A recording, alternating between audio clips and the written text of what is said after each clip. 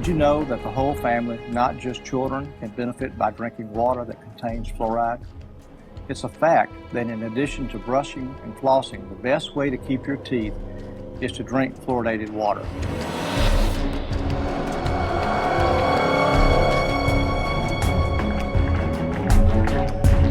We consume it every day with the reassurance from our health authorities that it is doing us good. The truth is, fluoride is a poison, and adding it to our drinking water is an evolving social experiment started 40 years ago.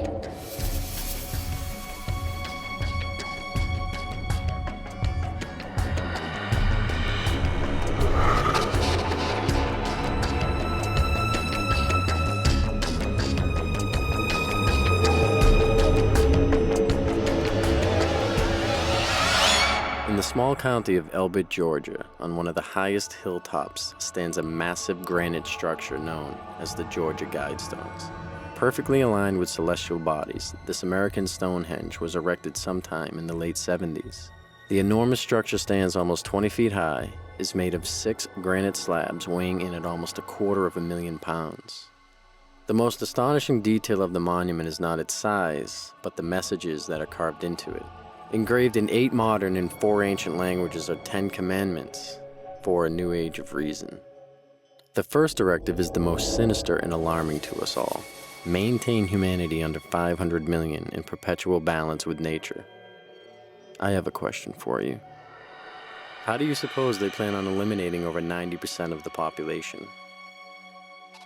Perhaps by using the oldest trick in the book, and that is to do it right under our noses, then cloak it in the phrase, "It's all for your own good."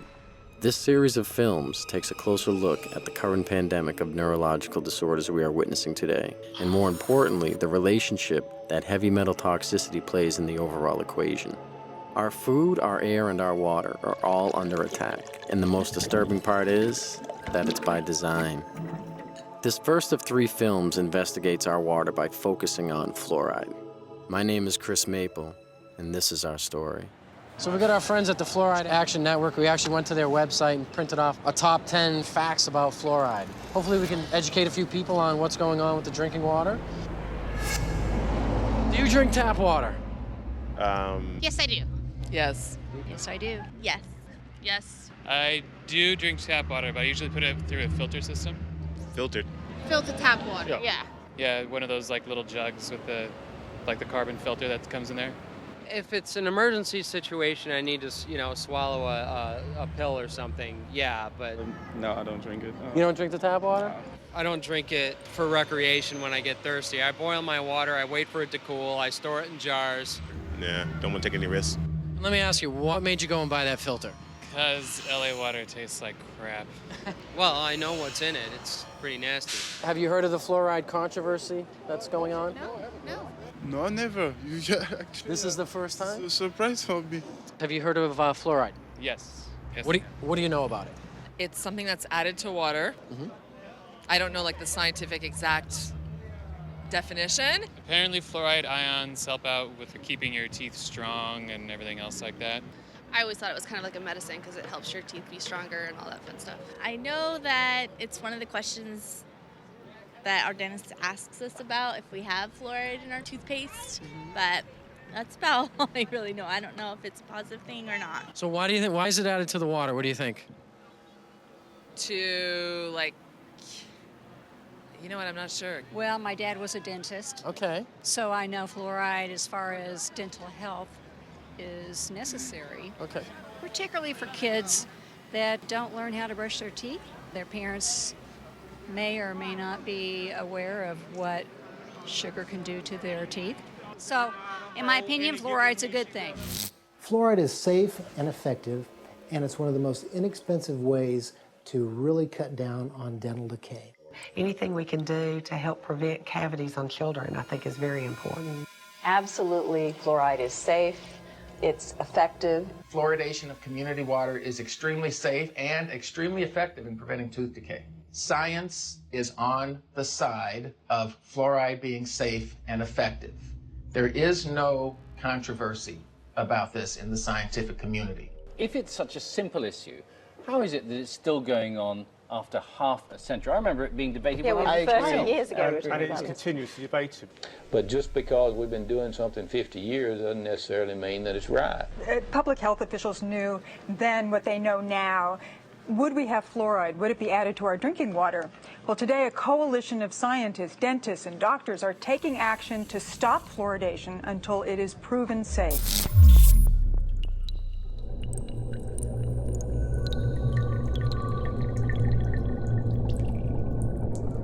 As I began my quest looking into the history of fluoride, I found what seemed to be a tangled web of information. While we agree that there are a number of different players in this game and paths to explore regarding the history on fluoride, for the sake of time, we will attempt to be as concise as possible. In the last part of the 18th century, a new kind of revolution was taking hold of the modern world. This was not a political, social, or cultural revolution. This was an economic revolution, and unfortunately for us, the byproducts were some of the most toxic pollutants humanity had ever seen. And one of the most venomous pollutants of them all was fluoride. By 1930, the aluminum industry was the biggest polluter of fluoride. In America, only one company was in the aluminum business: the Aluminum Company of America, otherwise known as ALCOA. Ironically enough, during that time, the U.S. Public Health Services was under the direct jurisdiction of the U.S. Treasury Secretary Andrew W. Mellon. It just so happened that Mellon was a founder and major stockholder of ALCOA. He was also the founder of the Mellon Institution, an industry-funded research institute that was notorious for giving industry the scientific data it needed to defend itself. The Mellon Institute published some of the key evidence that supported the effectiveness of fluoride in fighting tooth decay. It was Dr. Gerald Cox, who also worked at the Mellon Institute, that made the first proposal to artificially fluoridate our public water supplies. Although widely debated, the official human experiments began in Grand Rapids, Michigan on January 25, 1945, as they were the first to publicly fluoridate their water supply. So you guys want to know what fluoride is? I mean, that's what we're going to do over the next 12 months. Is our hope is to interview people like yourself, various physicians, neurologists, chemists, toxicologists, and get to the bottom of it. I mean, I don't understand why there's a debate. Yeah. We want to get to the bottom of what is fluoride. Is it good or is it bad? Okay. Well, more importantly, Mike, we'd like to come down and see you. How do you feel about that? Yeah, we can do it at my studio if you'd like. Oh, that'd be great. Okay, I got a lot of hosting out shows today. Yeah, all right. I know you're busy, buddy. I'll let you go. All right, Chris. See you soon, man. Okay, sounds good, Mike. Bye-bye. That's awesome. My name is Mike Adams, the Health Ranger, the editor of naturalnews.com. What is labeled fluoride is not naturally occurring fluoride, like you might find in the ground.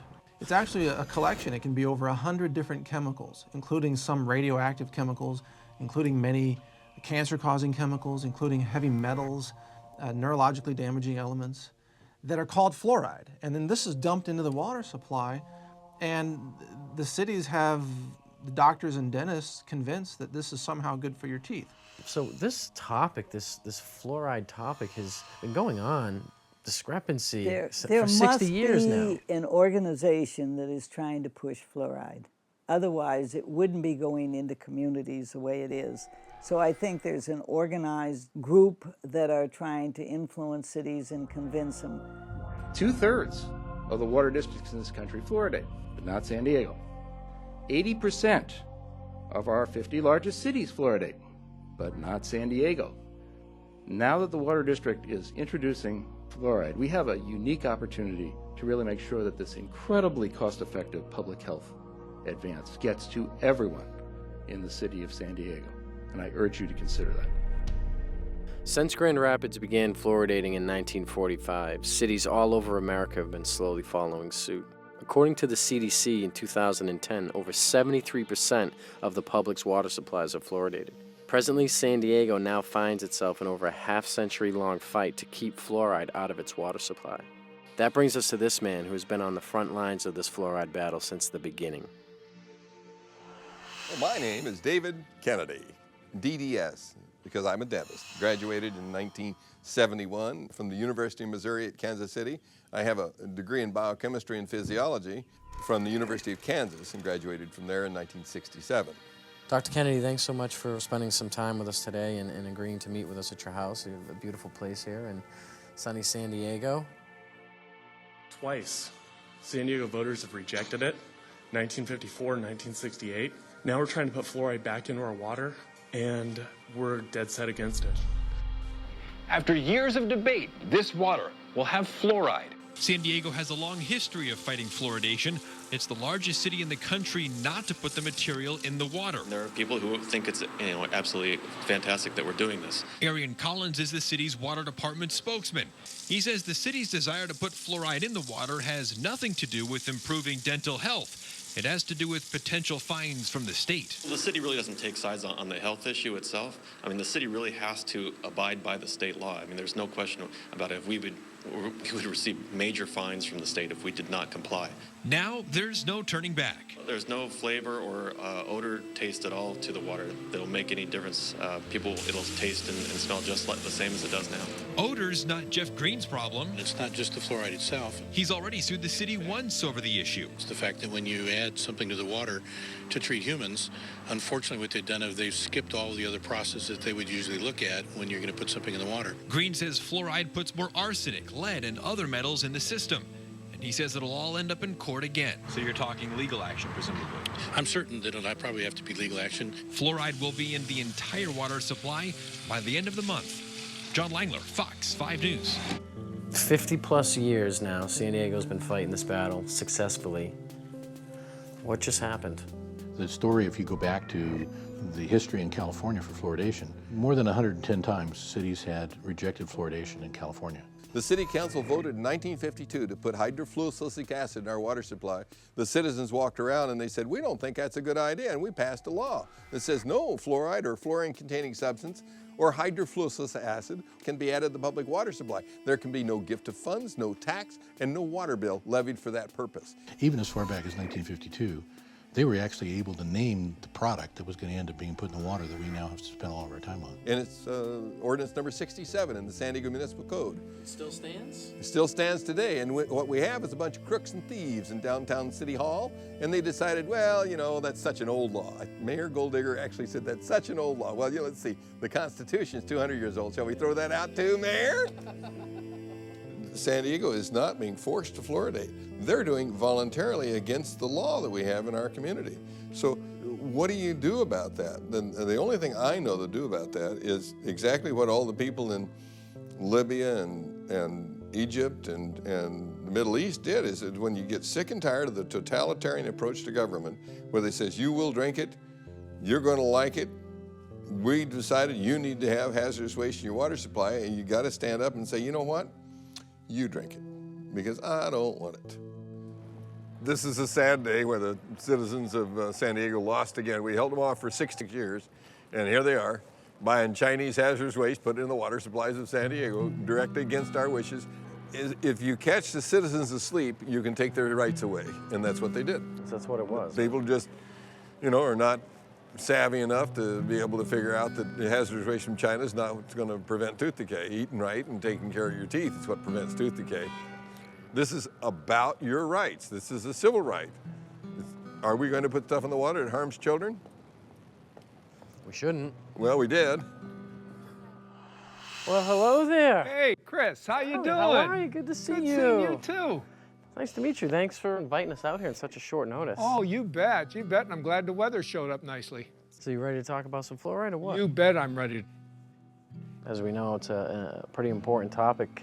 It sure is, but a misunderstood topic by most people. Yeah, you're right. And hopefully we're here today to, to gather a little more clarity around the issue, and I'm hoping maybe you might be able to help us with it. Okay. When they first started using fluoride, they used sodium fluoride. And sodium fluoride that we were able to get from the aluminum industry. Well, the fluoride that is being put in the water now, not back in 1940, 1950, that was sodium fluoride. Now it's a mineral. It's coming from the phosphate fertilizer industry. It's a byproduct that is a very toxic waste. It's basically fluoride bound to silica, okay? And it's called fluorosilicylic acid when it's put in. Extremely toxic.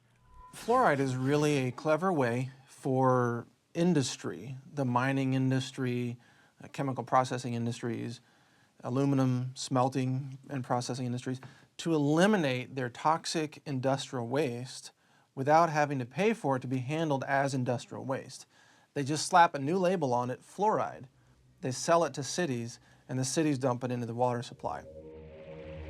The water in Amesbury is supposed to have fluoride in it, but Rob Damaris has been concerned for years about what's in the supply he gets from China. The residue you see here is what won't dissolve when he puts the fluoride powder in the water. What is that? We don't know. You have no idea what's in there. I don't know what it is. It's not soluble, and it doesn't appear to be sodium fluoride, so we're not quite sure what it is. They should test it to make sure that what they're putting in is safe for us to drink. For almost a year, these fluoride pumps in Amesbury have been off, and the water department says they'll stay off until they can figure out what's in the fluoride. Since 2007, most of the sodium fluoride has also been imported from China because it's the least expensive on the market. I don't think that when it comes to something that I ingest every day, the lowest bidder is good enough. I'd like to be able to add it in, worry-free. But despite those concerns, we want to be clear. Both state and federal health officials tell Team 5 Investigates Chinese fluoride is safe. So who do you think we should talk to next? I mean, you know anybody that... Coming to town is Paul Connett. He's an excellent professor of chemistry. All the chemistry professors in the world think this stuff is bad because, it burns holes in the countertop and stuff like that. So Paul would be a really good guy for you to talk to. My name is Paul Connett. I am a retired professor of chemistry. I taught at St. Lawrence University from 1983 and retired in May of 2006. And my specialty was environmental chemistry and toxicology. Most people in America are persuaded that everybody fluoridates their water. And if you're living in a town like Albany or Long Island or Ithaca or somewhere, but the vast majority of the population of the world does not drink fluoridated water. Most of the countries do not fluoridate their water, only about 30. The countries now that have banned the use of fluoride, China, Austria, Belgium, Finland, Germany, Denmark, Norway, Sweden, the Netherlands, Hungary, and Japan. All these countries have said that fluoride, number one, is ineffective and toxic and should not be used. We are still using it. There's something wrong here. I think it's time that we become aware and do something about it. How come our country that's supposed to be, quote, so smart, uses it? Well, there's something going on here. What does the European Union know that we don't know? Nothing. Nothing. They know the same thing, that's why, but the difference is they're not getting paid off and we are, and so therefore, this is what the only thing I can come up with, because they both have the same facts. They both have the same facts. Fluoride is toxic. Fluoride is not helping your teeth. If it was really helping your teeth, why do we have all these dental problems? It's not at all. How come you can go to primitive societies around the world that never had even seen fluoride, and they have perfect teeth? Why are we having all these learning disorders? How come we're having autism? We're having all these things we never had before. Well, why don't we ask that question and answer it honestly? Answer it honestly. 98% of Europe does not fluoridate. Only 8 countries in the world have more than 50% of their population drinking water. America, Australia, New Zealand, Ireland, Israel, Singapore, Malaysia, and Colombia. Only 8. I am from Europe, so I'm really surprised. Yeah. It's 90% fluoride free. Yeah, you never knew that either? Okay. Well, they don't really tell a lot of people that statistic. In America here, we are 75% and growing, whereas all the other countries have been banning it. There's 2 main reasons why European countries explain why they never went along with this American practice. One was they didn't feel it was right to force it on people that didn't want it. And secondly, they didn't think that all the health issues had been resolved. I think Europeans have come to their senses on several issues, not all of them, but on many, GMOs being one of them and fluoride being another. They've rejected these things because they're looking at the evidence. America tends to be way behind the curve on really recognizing reality in the realm of fraudulent hoax science. our CDC and the liars in Washington, D.C. have only had success in countries that speak English for the vast majority of the disposal of their hazardous waste product. That means that you and I and our children in the United States are the largest consumers of hydrofluosilicic acid. Call it what it is. Hydrofluosilicic acid, what is that? Hydro's water, fluo, fluoride, silicic, sand, and it's missing an electron. It's acidic. It'll kill you. You take your hand, dip it in like that, you're gonna die. Hydrofluosilicic acid does not occur in nature. It's a man-made molecule. And it eats through concrete, glass, stainless steel, fiberglass, plastic. You name it, it'll eat it. So why are we putting that in the water? It's toxic, it'll kill you. You touch it, it kills you. Just before they pour it into our drinking water, there's a sculling bones right on the side of the packaging. You need to wear a hazmat suit. First tonight, hazmat crews from all across our area responded to a chemical leak this afternoon in Rock Island. The chemical was so strong that it was burning through the concrete there. News 8's Christy Mergenthal has the latest. It was just before 1 o'clock Thursday afternoon when hazmat crews were called to the Rock Island water treatment plant for a chemical spill coming from this tanker truck. The chemical hydrofluorosilic acid is used to add fluoride to the plant's water. After several hours, crews were able to clean up the leak, allowing operations to return to normal. They had to cordon off the area, obviously, but as far as the treatment of the water and the amount of water being used by the public, there's no effect on that at all. That's how they transport it. It's extremely aggressive. It'll eat through almost anything, including concrete. It'll eat through glass, steel, titanium, bricks, anything. It's crazy. Basically, is a hazardous waste byproduct of the manufacture of phosphate fertilizer. It's a mining byproduct. They dig up this rock. This rock is no good, as is. So you mix it with sulfuric acid, and this produces soluble phosphate. And that's what becomes the fertilizer. In doing so, they get all this fluorosilicate in there. It's a byproduct that they can't do anything with. It's a poison. So they sell it and make fluoride out of it. It was a fraud. It was a scam from the get-go. It is a means of getting rid of fluoride. You allow industry to use your water supply to dispose of their hazardous waste. It's a disposal mechanism. It's a major industrial waste pollutant. They were trying to dump it into the rivers that were going out into the ocean in Florida, and boy, they stopped that. They said, you're polluting, you're killing the fish, and which they were. For 100 years, they decimated the local vegetation, crippled the cattle, damaged the citrus groves in Florida. It was costing them a fortune to handle this as a very serious industrial waste. And then eventually... Oh, I have an idea. Let's put it in the water supply and we'll get them to take it off our hands. We don't have to pay to get rid of a toxic waste. And now they're making millions of dollars on what is. If you read it, it'll say what was. Well, I don't care what was. It still is an industrial waste product that is being added as our fluoridating agent. And so they're helping Cargill get rid of their hazardous waste problems. Cargill is the largest privately owned corporation in the world. They were also the largest producer of hydrofluosilicic acid. Cargill at one time had like 90% of the market. When the hurricanes went through Florida, they knocked out the holding pond, so there was a shortage of hydrofluosilicic acid. And so they reached out to the rest of the world, and now we get it from Mexico and Japan and China, because none of those countries allow fluoride in the water supply. They don't put it in at all. So it obviously is piling up in those countries. I don't think we need to be helping other countries out with their disposal of fluorosilicic acid.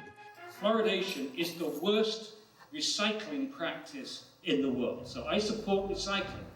But to take the hazardous waste from the phosphate fertilizer industry, which cannot be dumped into the sea by international law and cannot be used locally because it's too concentrated, and to take that product and put it into our public drinking water is sheer lunacy. It's bizarre. I mean, George Orwell, Kafka could have written this play. It's lunacy. There are 250,000 tons dumped annually in the water supply. Does that sound like a big figure to you? If you had 1 ton and were worth over $1 million, you'd be a poor person by the time you got rid of that ton. It's extremely expensive to get rid of. Come on, let's think for a moment. Maybe we should be adding cyanide. How about adding cyanide to the water supply? Because now they got all this cyanide somewhere. Now, what are we going to do with it? It's costing us millions to get rid of it. Oh, just add it to the drinking water, and we'll pay you to add it. That's basically what they're doing with this fluorosilicate. It's almost like if a company could just dump its toxic waste into the river, and they said, well, we're just going to dump the byproducts of uranium refining and enrichment down the river. And we're going to say radiation is good for fish because it makes them brighter. You know, they could sell that on TV. They could get on Fox News and CNN. They could tell the whole country, oh, the fish need to be brighter so they can eat at night. Otherwise, they might starve. So we need to save the fish, which means we need to dump more radiation into the rivers. And that's why this corporation that's enriching the plutonium, let's say, or the uranium, is a good corporation that's helping to save the fish. Now, I guarantee you, 9 out of 10 people would buy that. Even though I just totally made that up and it makes no sense whatsoever. It's complete nonsense. Hydrofluorosilicic acid has no known benefit in human or any physiological system. It's not even useful in any mammal. So adding that to the public water supply for an alleged benefit is a fraud, and it's a crime against the citizens of this country, and it's cumulative over a lifetime. It is a very noxious poison, and you do not have to take my word for it. If you've got a Webster's dictionary, open it up. One of the definitions is fluoride, a violent protoplasmic poison. Then you have to go look up protoplasm. We are protoplasm, so violent protoplasm for us. Say, let's put that in the water and see how the kids turn out. Is there anybody that you know that might be willing to talk to us, perhaps a whistleblower, somebody who's been injured or? Yeah, there's a guy who wrote a book, Toxic Torts, the tell-all book about the phosphate fertilizer industry, Gary Pittman. He'll tell you the story. Is that where's he out of? In Florida. That's where all the phosphate mines are in the United States. That's right. Paul, looks like we're going to Florida, buddy. What do you think? All right, Gary, so Dr. Kennedy had forwarded me your name and information and said that you might be willing to talk to us about an injury you incurred at work. Yes, been exposed to a lot of chemicals and heavy metals and have numerous health problems from the exposures. And then, of course, that was during my 21 years in the phosphate industry. Wow, 21 years. Now, are you still in the industry? You still working, or? Stopped working in 1993 due to neurological problems, muscle disease, numerous problems that I didn't know what was going on at the time. Hey, Gary? How are you, my friend? Hey, good to see you. Here we are. We're in Jennings, Florida. We're at Gary Pittman's property with his lovely wife, Gloria. Been so kind to open up their house to us and let us come in and pick his brain a little bit about phosphate fluorides. So, Gary, what made you write this book? I wanted to leave a history behind on what happened to me and some of the co-workers here in this county. And it kind of gives the inside look at a phosphate plant, mainly the chemical plant where phosphoric acid is made. Former employees of Occidental Chemical Corporation have filed a lawsuit against the company. They say they have life-threatening diseases because the company did not follow safety procedures. Paige, they have diseases like leukemia, emphysema, and toxic brain syndrome. For years, doctors struggled to diagnose them, but finally they found a common link. It was the phosphate plant they all worked for. Gary Pittman started working for Occidental's phosphate plant when he was 18 years old. By 39, he was unable to work. Today, he can barely walk upstairs, suffering from emphysema, chronic bronchitis, heart disorders, liver dysfunction, and a long list of other problems. The diagnosis, toxic brain syndrome. It seemed like everyone over there kept a cold, like flu-like symptoms. We'd always refer to it as a type of chemical pneumonia. Gary and several other former employees are suing Occidental for failing to provide adequate safety education and gear. We asked our supervisor a lot of times if they would need to hang off of the car while it hurt a human, and they would say that the human body wouldn't be able to get rid of that kind of stuff. One woman's husband died of bone cancer before his battle could make it to court. They messed up my life. They messed up everybody's life, and they're continuing to mess up other people's lives. They need to come in and realize and admit to what they are doing. Going into this employment, were you, aware of all the hazards? Or? No, not if I tell you, I'd have chosen another career.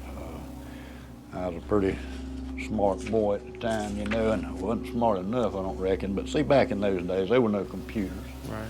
You had no knowledge base like we got today. It was word of mouth. You going to work out there, man, they pay good money. What do they do out there? They make fertilizer. Well, we was farm boys. We handled fertilizer every day. Yeah. Well, Chris, what I wanted to do is I did not want to die without at least trying to warn people and tell people, if I could have read a book like the one I wrote before I went to work out there, I wouldn't have went to work out there. Right. Because it would have educated me and said, what I want to work there, this guy's sitting there with cancer, this guy's over here with leukemia. To me, I think I'd have chosen another path. What would I say to myself if I was 18 again and looking for employment? Well, number one, what I would say to myself is money is not everything. You can't buy your health back once you lose it. If I'd have had the information that I have now, I would have evaluated this whole situation. If the company would have told me about the hazards and what I was going to be exposed to and what it could cause, and they knew. In 1972, when I went to work, the phosphate industry had been going on a long time in Central Florida. They knew the hazards, and they knew what happened to workers working there long term. And so did my company, but I don't think they tell them today. Still, huh? I just don't believe they do. Now, they claim they tell them about the hazards, but I don't believe they do, because if they did, they wouldn't have any workers. All we were required to wear in the laboratory, that's where I started, was safety glasses. Let me see that old jacket. You can see where it's... It just ate right through that, huh? You can just be walking out on a pipe rack, sulfuric acid drip down on your back. I mean, it's gonna burn you. It's gonna burn right through your clothes. No hazmat suits, huh? Just a little jacket. If I knew it had been that dangerous and know what I know today, I wouldn't have never went to work out there to begin with. Let me ask you this: what are your thoughts on taking us over to the company that you work at? Well, that might be a little difficult. Wouldn't want to get caught out there or anything. They have security guards pretty much patrolling that area, but yeah, we could go out. I could show it to you. How close you think we can get? Well, you can't see what's on the inside from the ground. You have to get a view from the air. And there's some satellite images of all the phosphate mining in Florida. And they have got some great images of the devastation this strip mining causes. Yeah, we could go out. I could show it to you. Up here on the right, we're going to have the administration offices. They used to be in the chemical plant, and they moved them. It used to eat the pantyhose off the women's legs. Wow. It says, I worked at the above-named company, Occidental Chemical Company, White Springs, Florida, in 1968 and part of 1969. Our accounting department was located in the admin building, which at that time was located at the chemical plant. Many mornings when we employees would get out of our vehicles, women, these were secretaries and such, our pantyhose would dissolve off of our legs. It was explained to us that it was a chemical fallout, not to worry. Our boss would see that each of us girls would get $1 to get us another pair of pantyhose. So there's three things you can see from the space station, and that's the Great Pyramids of Egypt, the phosphogypsum stacks of Florida, and the Great Wall of China. And that's how large they are. They have them in South Florida and Central Florida that are 400 acres big. It's a huge operation. They dig cubic tons of rock a day. What is with the water up there? The pond water is water they use for the process, and it's recycled. The water's used over and over, and it gets stronger and stronger and more contaminated. how do they contain it? Just by building a dam like that? A dam around it, and that's what I was fixing to tell you. There's no liner under that stack. It's right on top of the ground, and it is leaching. Sure it is. Into the groundwater. Yeah, I read somewhere about a sinkhole that took place. The reason the sinkhole developed is because the acidic water eating away the limestone. And once the limestone gives way, you're in the groundwater. Wow. Because in Florida, when you drill a well, you have to go through the limestone to get to the actual. Sure. When that 84 million gallons fell through in there, it contaminated all this water around. It had to have. And like I said, you know, it's just a matter of time before, you know, you have a sinkhole like that. It's just a weak point. Wherever there's a weak point in a cavity in the limestone is where the bottom falls. Eventually going to happen. Yeah, in all of them. In all of them. In addition to this recycled toxic water up there in those ponds. Those ponds, you call them. In addition to that, they're taking fresh water too, right? Of course, they use a lot of fresh water because, see, this is the main thing that they don't want you to know, is what they call the water balance. It just makes them nervous if you start talking about the water balance. What do they add back when they need water if it's leaching? Right. It's going away, so they have to add some fresh water. I see. To keep the process going. Right. The phosphate industry uses more fresh water than any other industry in the state of Florida. You know, and sometimes they have to release water out of those toxic ponds. Where do they put it? They put it in the creeks and it runs into the Swanee River. Now what they do to it is lime it to bring the pH up so it don't kill the fish immediately. The Swanee River, they claim, is a pristine waterway. But if you ask the Fish and Game Water Commission in Florida, they'll tell you not to eat over one fish out of that river a month. Wow. Because of lead and mercury and chromium and cadmium. They won't tell you that, but that's why. Yeah, that's why. This is just a lot of the documentation I've reached through the years. What really caught my eye was, like we had talked about earlier, the 1972 through 1979 misrepresenting environmental data. And they charged them $575,000 for emitting 10 times the amount of fluoride allowed below. And I was working there when that was going on, and the fumes were just unbelievable. It pit the glass on your windshields, make them so foggy it would etch the glass. Just having your car parked out there while you're at work. I mean, back in the 60s, you know, I mean, even earlier, they realized that those fumes were very toxic. Very toxic. The phosphate company pretty much polices themselves. They have their own crews do their stack testing and all the other environmental things. And, you know, that's kind of like the fox watching the hen house. And I have been involved where they would go up to test a stack and come down and tell me, so something's wrong. This stack is going to fail. You know, so you look around, find a problem, straighten it out, and say, okay, boys, y'all can go up there and test now. I have also been at the point to where we couldn't find what was wrong, and they were doing the test, and we would just go and open a blind in the fume ducts to allow more fresh air to rush in, so it would dilute the emissions. And I know for a fact that they cheat on these tests. Once you know that, then you lose all faith in these regulatory agencies because you know it's all a farce. In this past, I'd say 6 months, there's been 4 people that I know of that I grew up with. They were younger than me. They were 52, all of them died.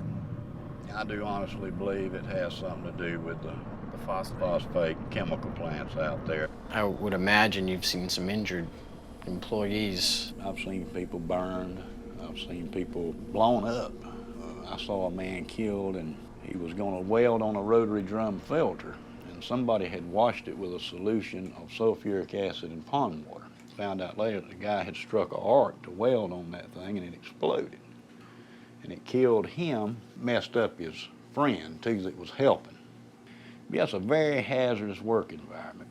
When you digest phosphate rock with sulfuric acid, that's what you're going to give off, hydrogen fluoride and silicon tetrafluoride. Now, even at that strength, it'll eat up concrete, asphalt, stainless steel, even the fume ducts after a while, which is made out of fiberglass. Very corrosive, the most corrosive acid known to man. Used to etch glass, it's used for a lot of things. One of the things it's used for is to fluoridate drinking water. Who in the world would want to drink water with this stuff in it?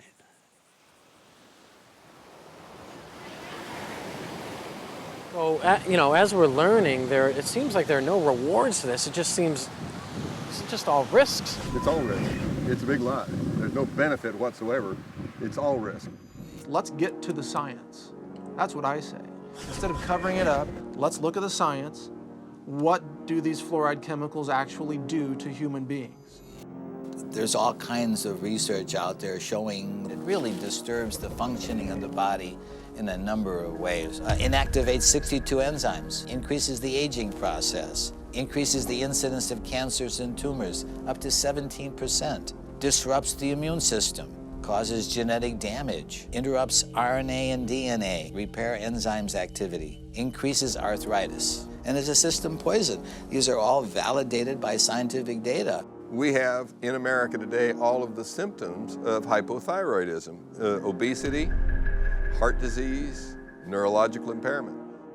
I have been very sick. I was diagnosed with hypothyroidism about 10 years ago. There was no family history in my background that explained why I had this thyroid illness. What were some of your side effects? Feeling very cold, hair loss, concentration issues. It really controls your metabolism. So I had gained about 10 to 15 pounds, which is very unusual. I was very athletic my whole life and never was overweight. So I'd gained weight. I was sleeping a lot. Again, your metabolism is tuned down. Doing the research, fluoride is an irritant to your thyroid. Your thyroid wants iodine. And if it doesn't get iodine at the concentrations that it needs, then it gets whatever is closest that you're providing in the environment. If you look at the periodic table, you see that fluoride, chlorine, bromine, and iodine are all in the same column. That means they have very similar electronic structure and reactivity. So that's why your thyroid will uptake fluoride and chlorine when you're not giving it enough iodine. It's a gradual accumulation of the fluorides and the other things you're exposed to out there that just gradually wears on you through the years. And that's one reason it's hard to pinpoint a health problem. Because, you know, you work out there 6, 7, 8, 10 years before you start noticing things, and then it's almost too late then because it's already done the damage. But I've been real weak and just lethargic. Yeah. So when the blood work come back, the guy asked me, he said, "What have you been doing?" I said, nothing the last few days. I've been laying on the couch at home, you know, I ain't felt well. He said, "You sure you hadn't fell off of a building or something?" He said, "Look," he said, "you have a muscle destructive process going on." That was exactly what he told me. And I said, what does that mean? He said, "You got a muscle destructive process going on and there's nothing I can do to help you." Dave, so what we're learning is kind of frightening because it seems to me that once it's in your body, is it there to stay? Yes, you can't get it out. You can cut some of the harm by mitigating the damage and avoid it like the plague, but you really can't get it out because it's stuck in your bones. And that's why you have all the skeletal symptoms, you know, the joint pain, the arthritis, and all that stuff. The first signs that fluoride is poisoning your bones is pains in the joints, stiffness in the joints, pains in the bones. Well, you go to the doctor with pain in a joint, he said, "Oh, you got arthritis." Well, arthritis, joint, ritis, pain, oh, okay, joint pain. So we got somebody speaking to us in Latin, "Oh, you got joint pain, super duper." We have millions of people with arthritis in the United States and in fluoridated countries, 1 in 3 adults. Nobody's ever looked to see if some of those arthritis cases may have been caused or exacerbated by fluoride. Just not looking. Are bones with more fluoride stronger or less strong? And the answer is less strong. And they got studies where they tried to give them a dose of fluoride, sodium fluoride, to cause an increase in bone mass. It did, but it weakened the bone itself. So those are case-controlled studies. That's the gold standard in medicine. So we have case-controlled studies showing that if you give people fluoride It accumulates in their bones and it causes the bones to become white, opaque, increases the bone density, decreases the bone tensile strength. And they actually took bone that was removed from people for the purpose of replacing a joint or a hip, put it in a little device here where you put a weight on there and snap it, and they showed that the more fluoride in the bone, the quicker it snaps. If you ever wonder, how come everybody has hip replacements, knee replacements? I mean, you can go on and on. I can think back when I was a kid, that didn't happen. You didn't see all these crippled people. I mean, you saw a few, but it wasn't common. I mean, how does it end up in our bones? Is it that where our body just finds? It's calcium-rich tissue, so your body parks it there because it's got to dispose of it some way, otherwise it would kill you. So it parks in the bone and then it kills your bones. What it does once it fills up with fluoride, that you get little spikes on the outside of the bone. If you take a hand and take a bone and run your hand up and down a normal bone, it's slick, and that's because muscles move around on the bones when you're running or jogging or lifting weights and all that stuff. Your muscles are moving around on your bone, and it's slick, so it doesn't hurt. Well, if you make that bone the texture of sandpaper, then when the muscle moves around, the fascia tears, and it hurts to move. And so fluoride accumulates in calcium-rich tissues, which are bone, ligaments, cartilage, joints, and teeth. So you have to look at this as if you have a lifetime body burden, and the less you're exposed to, the longer you can go before you develop symptoms. The first most irrefutable symptom of fluoride exposure is pain.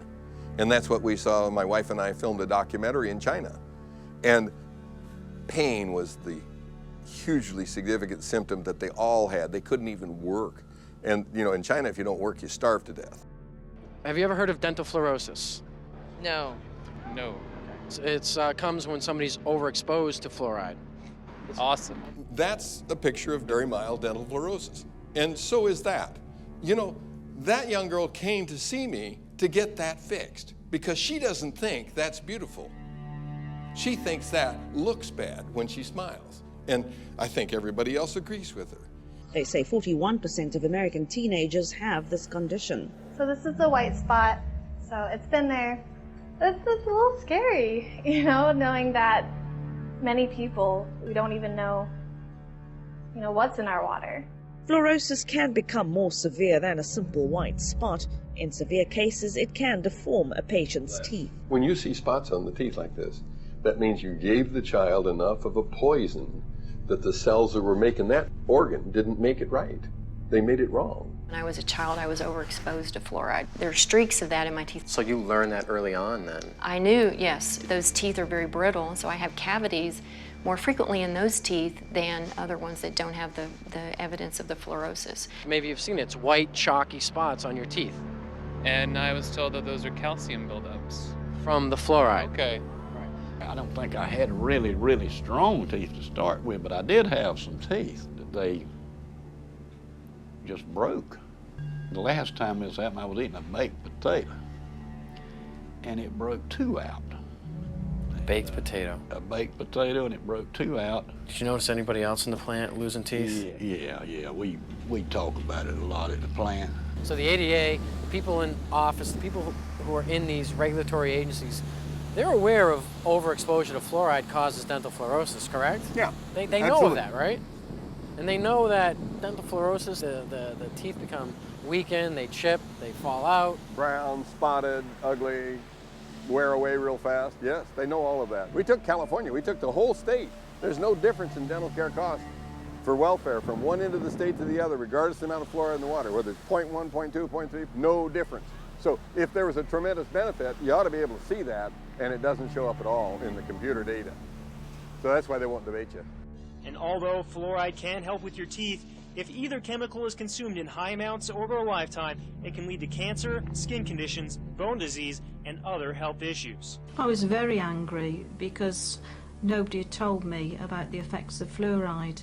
If I'd have known what fluoride would do to the teeth, I would never ever have let her have fluoride toothpaste. There is a recent lawsuit in Maryland, it's a federal lawsuit, a woman who believed the medical establishment at the time when her daughter was an infant. She gave her daughter 90% of her diet, intake of water was this fluoridated baby water.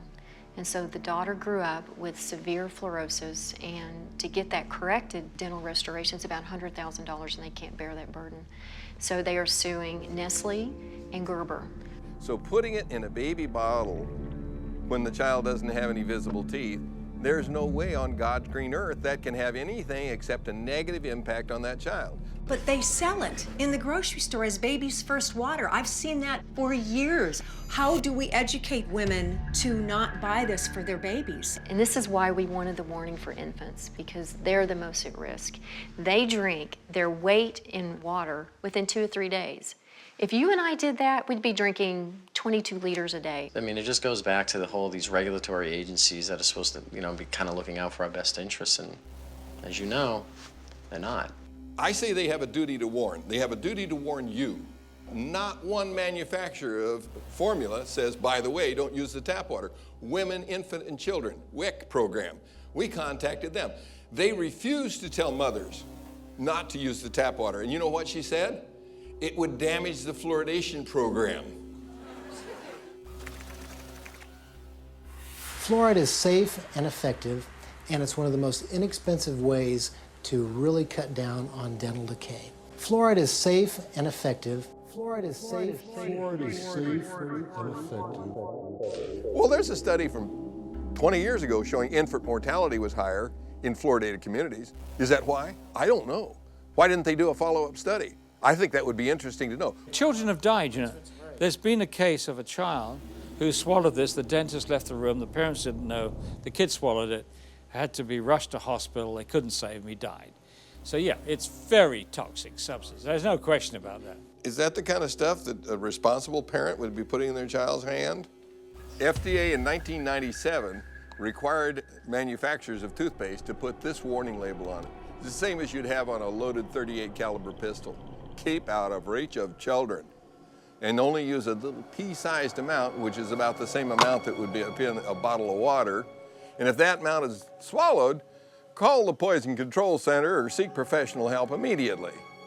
So if I drank a bottle of water, should I call the Poison Control Center too? This is just insane. So this is what 2 different organizations say. One says, don't swallow it. Why did they put that on there?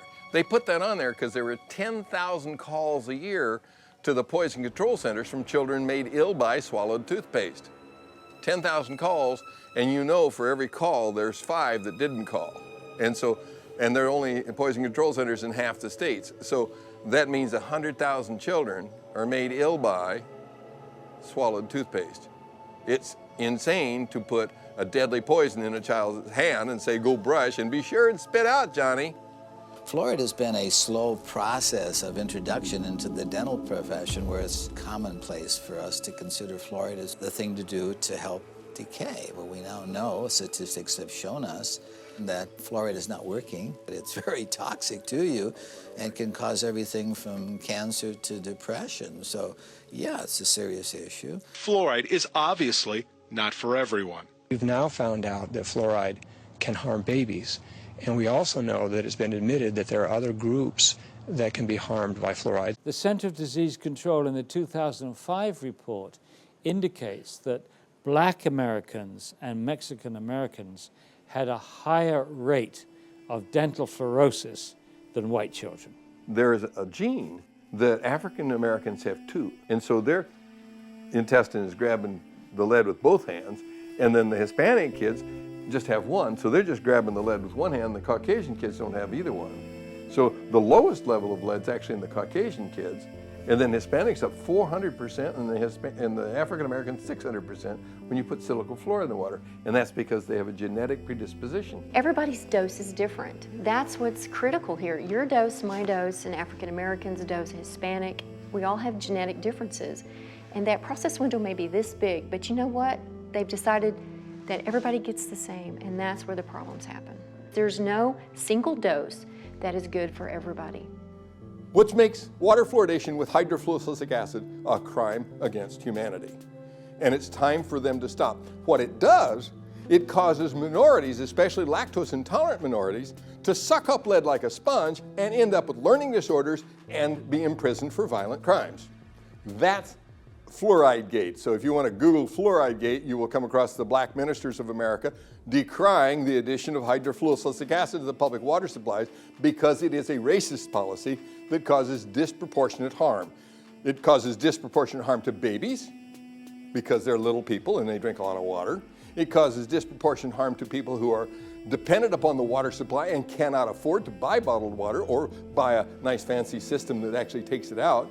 The president of the Coalition of African American Pastors has said, why wasn't the black community told that blacks are disproportionately impacted by harm from fluorides and fluoridated water? Nobody told me until I learned about this a year ago. It's very expensive for the ordinary family to avoid fluoride once it's in the water, and that is the nub of Fluoride Gate. That is the nub of why these civil rights people in Atlanta are speaking out, because they recognize that families of low income are unable to avoid this if they wanted to. You can see that when you graph it by race, that there is a lot more injury to the minorities. 14% for the Caucasians, 21% for the African Americans. Mexican Americans, or 16%, have very mild dental fluorosis. Very mild is 25% of the second most damaged tooth. This is insane. The worst damaged tooth, we don't even count that. If it's just one tooth, throw that data out. If it's two teeth that are damaged, it's the lesser of the two evils. When you go to the next one, you see mild, which is 50% of the second most damaged tooth. Caucasians again at 4, African Americans at 8, Mexican Americans at 5. This is less than 50% of the second most damaged tooth. They call that mild. And then we go to moderate. And this is where the entire surface of the tooth is a chalky white. The National Academy of Science identified this as a health effect. Severe is where parts of the teeth are missing. There's a substantial percentage of the children in the United States in fluoridated communities that have severe dental fluorosis, partly from the fluoride tablets, which shouldn't be on the market, partly from swallowed toothpaste, partly from eating things like Cheerios that are 10 parts per million fluoride, partly from drinking the water. How much do they say is safe, and of course, is it? The EPA has listed 4 parts per million as being safe. They said, oh, 4 parts per million is perfectly safe for everybody. Well, one's not even safe for the baby, and they just lowered it down to 0.7. Well, they're headed in the right direction, but not fast enough. When they get it down to 0, I'm going to be okay with that. But otherwise, you know, it's not safe. The federal government today recommended lowering the levels of fluoride in your tap water because of growing cases of spotting on the teeth of American children. The recommended reduction is 0.7 parts per million. 0.7 is not going to solve the problem because you can do the math on a baby. 0.7 is going to poison the baby. Not quite as fast as 1 did, but 0.7 is still going to poison the baby because the dose exceeds the dose that's known to cause harm. And you know what the next dirty trick they're trying to do? They're raising the EPA's estimate of the dose that causes harm. I'm sorry, didn't we just figure out that there's a bunch of children with funny looking spotted teeth and we needed to lower their exposure and you're going to raise it? It was explained to me by people in the Netherlands, particularly Dr. Hans Muhlenberg. He said, you know, in the Netherlands, we know what it's like as a country to lose your freedom, to live in a totalitarian society, which was run by the Nazis because the Nazis overran Netherlands. And so we know what it's like. You are meant to have the right to informed consent to medication. What we're doing in a fluoridated community is we're doing to everyone what a doctor can do to no one. A doctor says to you, he says, look, this glass of water is going to do wonderful things for you. It's going to cure your ingrowing toenails. It's going to make you less bald. It's going to do X, Y, and Z. Drink it. And you say, no, I don't want to drink it. You must drink it. You've got to drink it. I'm your doctor. I'm telling you, you've got to drink it. If he or she tried to do that to you, he or she could lose their license. You've got to tell the patient what the drug is good for. You've got to tell them what it's bad for, the side effects. And then they, in theory, make up their minds. This has been ripped away from us. Water fluoridation is the dispensing of a drug. This is not chlorine. This is not any number of the other chemicals that are used to treat the water. Fluoride is being put in specifically to alter you physically, to make a physical change in you. Fluoride is a drug, is a medicine. The majority of our prescription drugs, the primary ingredient is fluoride. Fluoride is a drug. Oh, I didn't know that. No idea. Well, anytime you see the letters FLUO, you're talking fluoride. Fen-phen, the diet drug that ruined hearts, well, that was a fluorinated diet drug. Prozac is fluoxetine. It's a fluorinated psychoactive. Matter of fact, almost all your psychoactive drugs are fluorinated drugs. They put it in there both as a carrier and an accelerator of the effect. The actual active ingredient in Prozac is fluoride. Prozac is made almost entirely from fluoride molecules. It is, and like SSRI drugs are similar molecularly to some of the elements in fluoride. Remember the school shootings in Columbine, Colorado? They were on SSRI drugs. Those drugs make your mind think that you're not living in the real world, that you're actually just sort of experiencing a false reality. And I think fluoride has much the same effect. Knowing this, that it is a drug, do you think it's safe to allow the population to be drugged at any dose? Doesn't matter how big or small you are. Doesn't matter if you're sick, healthy, or elderly. No. There is absolutely no drug on the market that's given in a one-dose-fits-all situation. We don't put other things in the water to try to keep everybody's blood pressure down or everybody's stroke risk down. And there's no reason why we should be trying a one-size-fits-all approach for this either. Once you put a medicine in the drinking water, you can't control the dose because you can't control how much water people drink. You can't control who gets it. It goes to everybody. If you ask a pharmacist if there's any drug in his store that was safe enough to give to everyone, young people, old people, sick people, people with poor nutrition, give it to them in any dose, they'd laugh at you. It's ridiculous. There's no way you can give out a medicine without being able to control the dose. And one dose cannot fit all, and you can't give a medicine to everybody. You are forcing it on people who don't want it. There are people in this audience who've spent far more time researching this issue, including David, myself, and many other people in this audience, and they've stated categorically to the mayor, to the city councillors, we do not want you to force this medicine on us.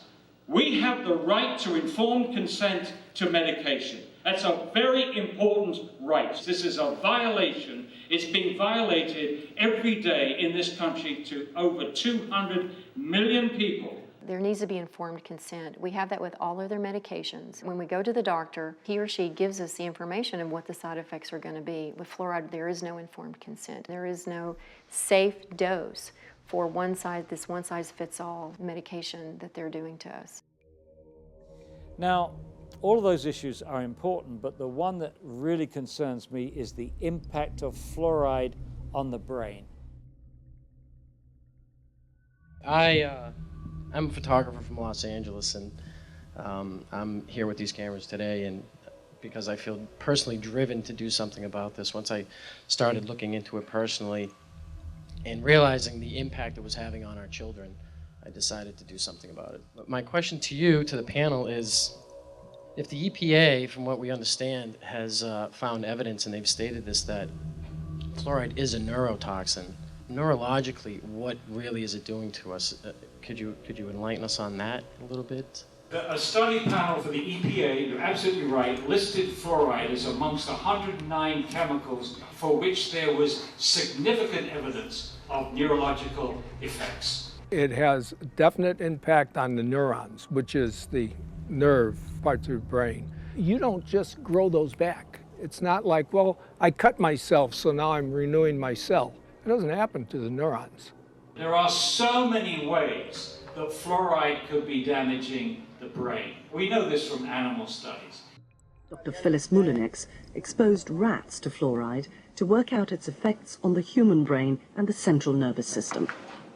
What we did was we exposed them, let them drink the fluoride in the water for 6 to 20 weeks.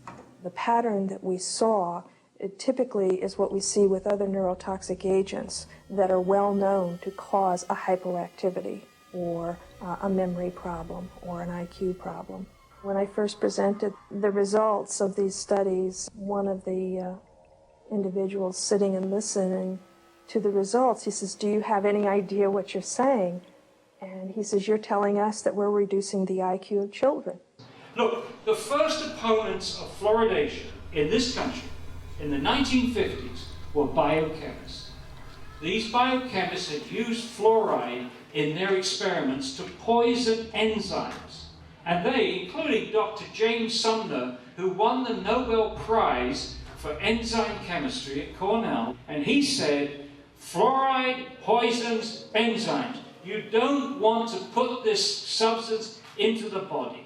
Poisoning enzymes is what makes people sick. Poisoning enzymes is what kills people. It's highly likely that you're going to get subtle effects on the brain that the parent is not going to notice. No wonder that our children can't read and write.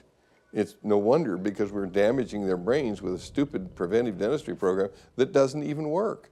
We have behavioral studies, and we have 24 IQ studies, 24 studies which now show an association between fairly modest exposure to fluoride and lowered IQ.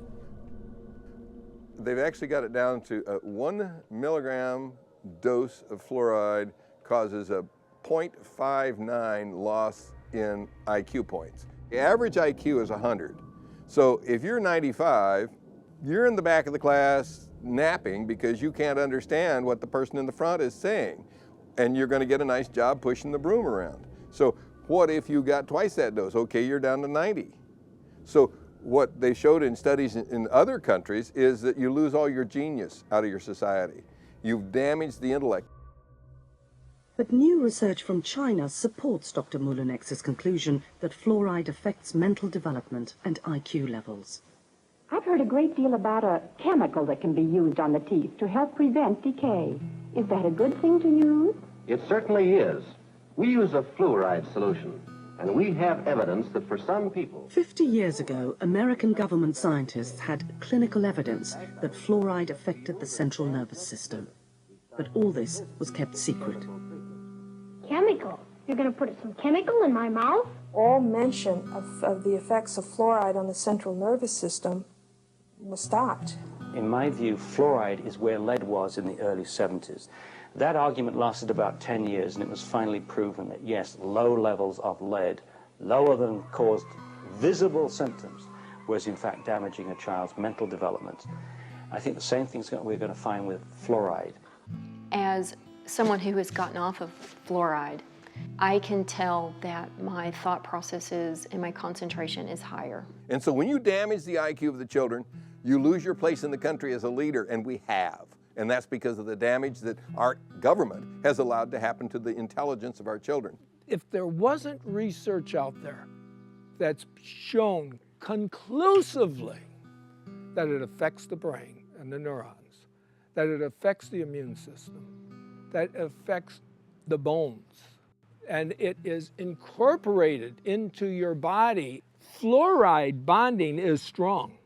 You get something with fluoride bonded, it's not easy to get it off.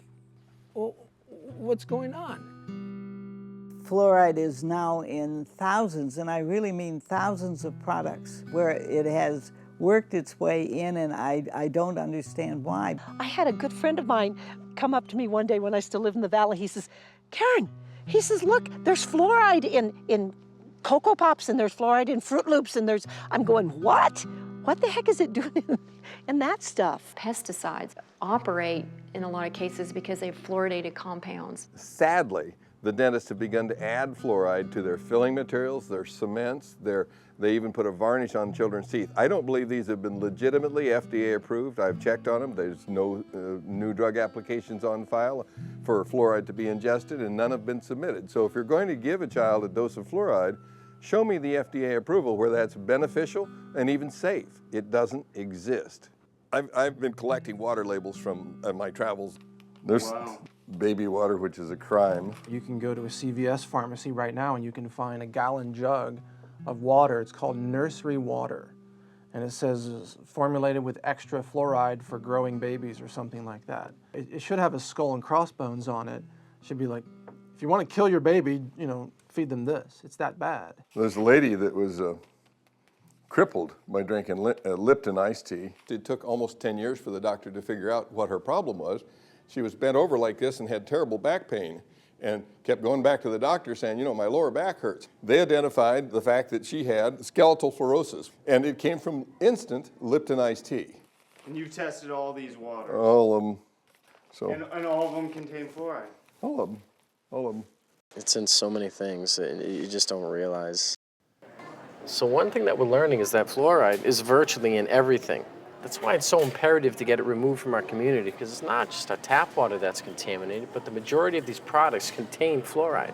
The problem is anything with water in it has this toxic chemical in it, fluoride. Does that frighten you? Does it alarm you? That's really scary, especially since I have a newborn here that's living off of formula. So whether it be milk, juice, mustard, ketchup, cereals, it's in everything. When you water your plants with tap water that is fluoridated, the plants take it up, then you end up eating it.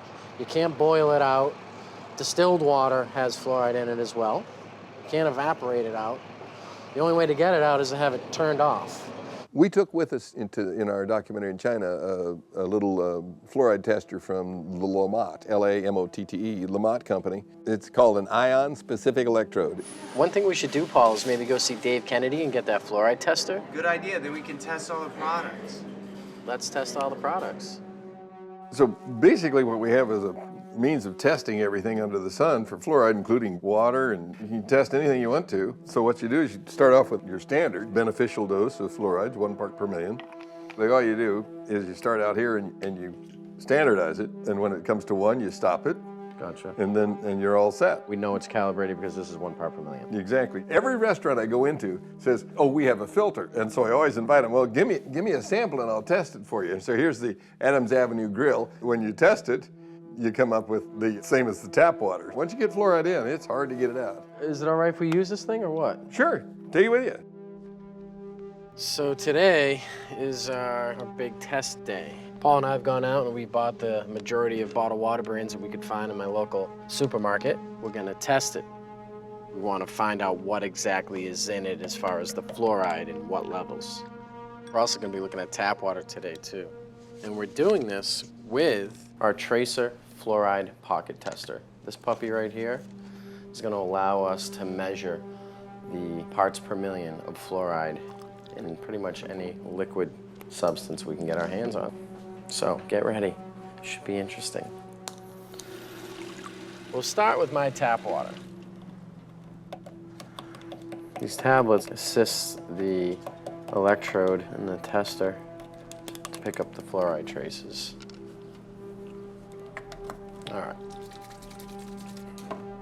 This is the fluoride added baby water, nursery water since 1948, right around the time we started testing with water fluoridation. So what really blows me away about this is why would you need to add fluoride to water that already has fluoride in it? But I guess if it's in a bottle of water with a nice little pretty label of Elmo, it's okay to be drinking and ingesting. It's just, what blows me away is where's the poison control number? It should be on every bottle. Did you know that bottled water is not controlled by the government? And guess who does all the research on it? The water companies, the ones making the bottled water. They say this is this is this, da da da. If you want to look at what, chemicals or trace amount of contaminants are in different bottled waters, you have to go on the company's websites and go look up their information. And in some cases, they won't even provide it to you. I just picked this up as an example when I was down in Cabo San Lucas a few months ago. And you can see it's a bottled water made by Nestle's. And then if you got really good eyesight and you get your magnifying glass out over here, you can see that it has the elements of calcium, magnesium, sodium, potassium, bicarbonate, and no fluoride in there. That's the deal. And so you can go to Italy, Germany, France, Holland, Denmark, anywhere in the world except America, and pick up a bottle and they'll tell you what's in it. But in America, we'll tell you how much fat there is in it. It's just insane. And you don't have to believe me. Here's San Bernardino from Italy that has bicarbonate, calcio, magnesio, silica. They even tell you how much sand there is in it now. And here's fluoride at 0.06. Here's Primavera from Italy again, and it's got bicarbonate, sulfates, chlorine, calcium, magnesium, sodium, silica, and no fluoride in it. Because they know people don't want to be drinking fluoride. So if you were in Italy or Europe or someplace else where they actually had reasonable labels on their water, they'd tell you what's in it. Here they pretend like it doesn't exist. You can get Poland Springs, and all it does is say is since 1845 our natural spring water has been wonderful and good and all that stuff, and they forgot to mention if there was anything in it. So why don't we tell them that here? We don't tell them that here because we want to sell them tap water in plastic. We're going to try calling all these bottled water companies, and supposedly they will release whether or not they're adding fluoride to their bottled water.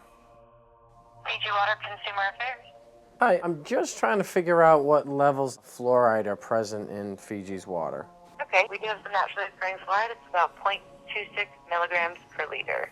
Evian water is pure by nature. We don't add anything to the water. We don't take anything from the water. The water is untouched by man. The fluoride level on the Arrowhead Mountain spring water fluctuates between no detected to up to 1.3 milligrams per liter. This is naturally occurring at the springs with no man added. All right, thanks so much, Marie. Have a nice day, sir. You too. Bye-bye. Bye-bye. Reading that script, huh? They're all saying it's that level at the spring. How can those levels be natural?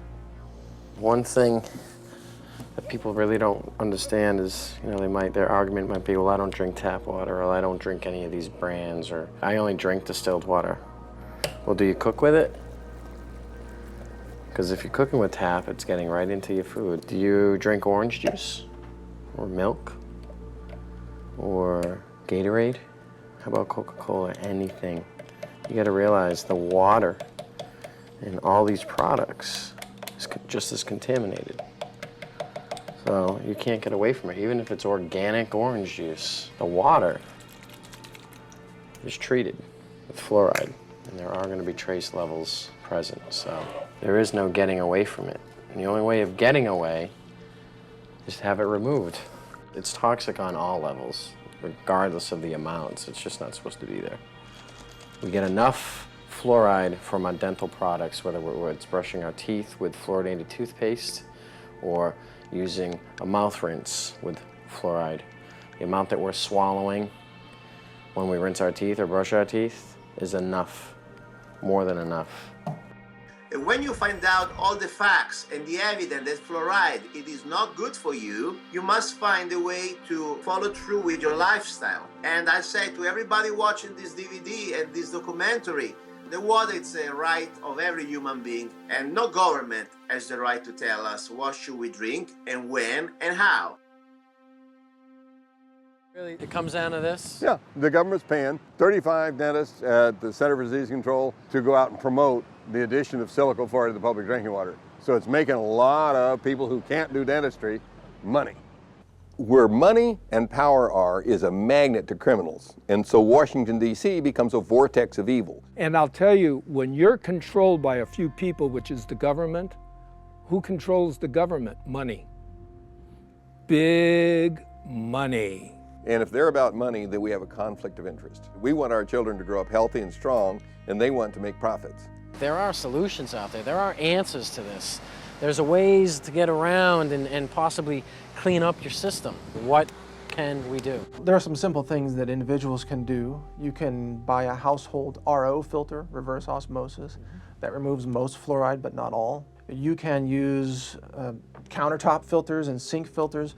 Many of them have carbon block elements and other media inside that can collect many of the harmful elements that are packaged along with fluoride. It's called the Berkey filter. It's a 2 parts component. You fill it up with water. There are 2 carbon active filters. They're really powerful. They clean every type of metals, every type of chemicals, and also most of the bacteria. I can put water from any type of swamp, put it here, and be drinkable. In my house, we've done away with plastic packaging as well, and if you look close enough, you'll notice these 5-gallon jugs are all glass.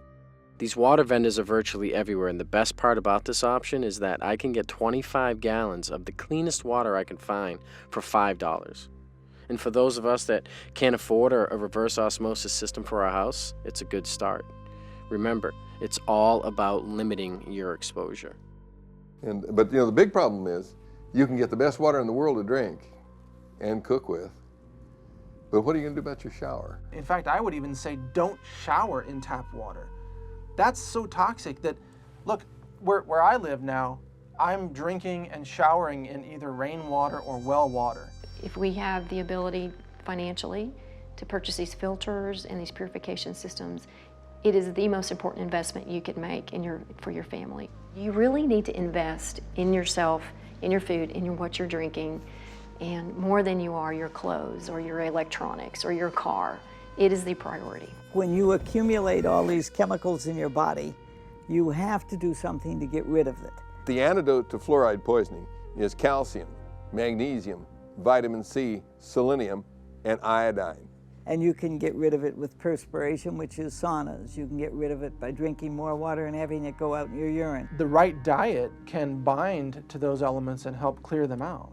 I'm not drinking any more water with fluoride. I'm not eating foods with fluoride. I'm not cooking my pasta rice soups with that fluoridated water. So I completely took it out of my diet. Certain superfoods like chlorella and herbs like cilantro also bind to heavy metals like mercury and help them pass through your body so that they don't get absorbed into your tissues. You know what we should do? Stop buying fluoride toothpaste. Stop buying it. You know, if people started buying the non-fluoridated, guess what they would do? They would start coming out with the non-fluoridated. For example, I buy my toothpaste at Trader Joe, and there is a natural brand, completely natural, for less than what I would pay for the regular garbage. Every product you buy has got a 1-800 consumer number on the side.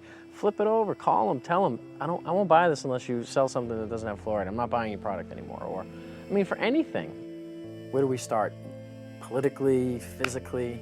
There are two strategies for really getting fluoride out of the water supply. One is that you can have the citizens, protest, go to the city council meetings, rise up against the chemical tyrants, and demand clean water. Just demand clean water, that's it. And if more people would do something like this instead of just turning a blind eye, that's what's wrong with our country. People see wrongdoing, but they just pass it by, let somebody else take care of it. So I imagine you're kind of going to be the Lone Ranger standing up and saying, I don't want my water medicated anymore. We should be calling our congressmen and trying to say, hey, What are you doing out there? What are you doing around the well? That's our water. I should have to choose if I want fluoride in my water. Why am I demanded that I have to have fluoride in my water? If enough people will contact their legislators, contact them either through phone calls, through snail mail. I mean, if they get enough of that on a particular issue, by golly, they do set up and take notice. Go there and bitch, because that's your public servant, okay? Last time I checked, they work for you. You got to get a lot of people angry enough that they'll go out and stand in the rain and tell the city council that they're not going to get reelected if they don't do what we tell them. They're not going to keep their seat if they continue to poison our water. If you follow the democratic process, then this issue has already been solved.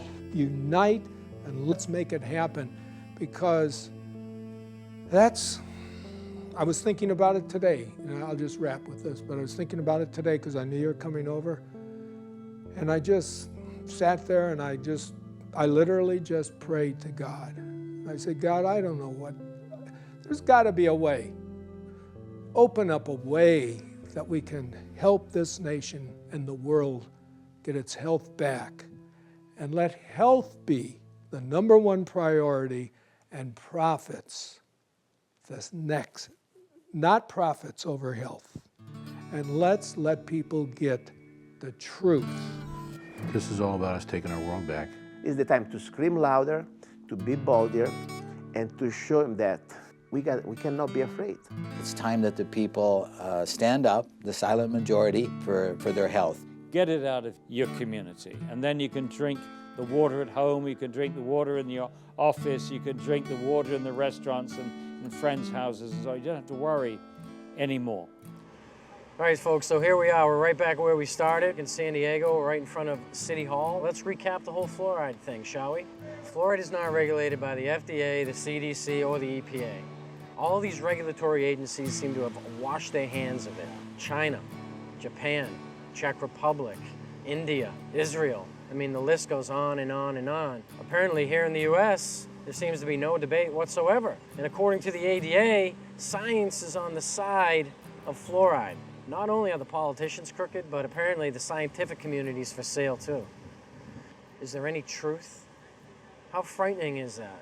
Let's remember that list of side effects, shall we? We have dental fluorosis, bone disease, thyroid gland suppression, the list of cancers, lower IQs. I mean, don't even take my word for it. Even the EPA has done animal studies that show dementia-like side effects at 1 part per million. 1 part per million. That's the level of fluoridation in our tap water. I mean, doesn't that make you sick? That's what got me going. Once I started realizing what's happening to the children, I mean, I couldn't sit still, and I don't know how everybody can just sit back and let this happen. Just please, I beg of you to just look into it. And once you're armed with this knowledge, you'll be able to maybe make the educated decisions to protect yourself and, more importantly, your loved ones. Because isn't that what this is all about? If these regulatory agencies aren't going to do it, then it's up to you. I just want to thank you from the bottom of my heart. You're such a sweet, sweet soul. Again, Charlie, thank you so much for letting us come by here today. Well, I would just like to say, great speech, man.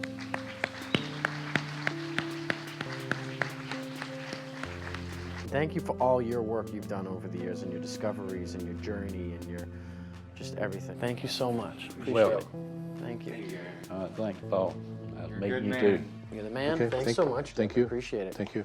It's been a treat. It's a pleasure to talk to you, and I'm hoping that this will get the message to more and more people. Now, this is fantastic. It's going to be a great educational tool, and we appreciate you being here. And thank you so much, and we'll look forward to seeing you again. Likewise, thanks for having me. You guys are incredibly powerful, and I want to say thank you for what you're doing for all of us. I really wish this project the greatest success. People need to hear this message from all of those that you've interviewed. This is powerful information, and I imagine that in 50 years, people will be watching this.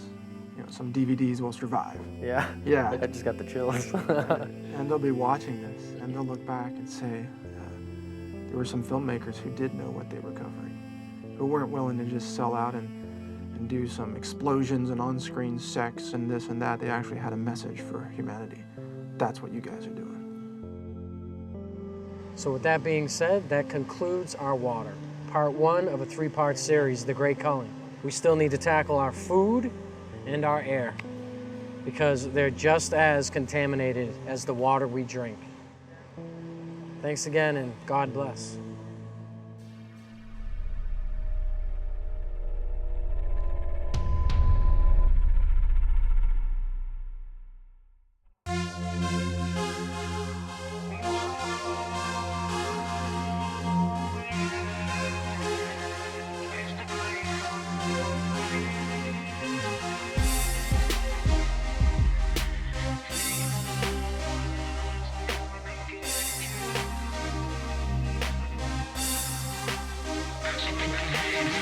Whoever thought this would happen in a lifetime? The tyranny, depopulation of our own kind. And now they're spraying poisons in our skies. The chemtrails, barium, and fluoride. The system's here to keep the population sick at all times. Especially the ones with no insurance, they gon' die. While the rest of the souls and their minds will survive. Not knowing it's the great calling and we all gon' die. You sheep will like to obey and believe all the lies. Like when FEMA tell you that they're here to keep you alive. Just ask the people of New Orleans who believe all the lies. How FEMA took them to a dome where the elderly died. Cause there was no food or water, either medical supply. I think the city of New Orleans was a blood sacrifice. I wonder if they use fire shooting waves in the sky. They're trying to depopulate, 90% must die.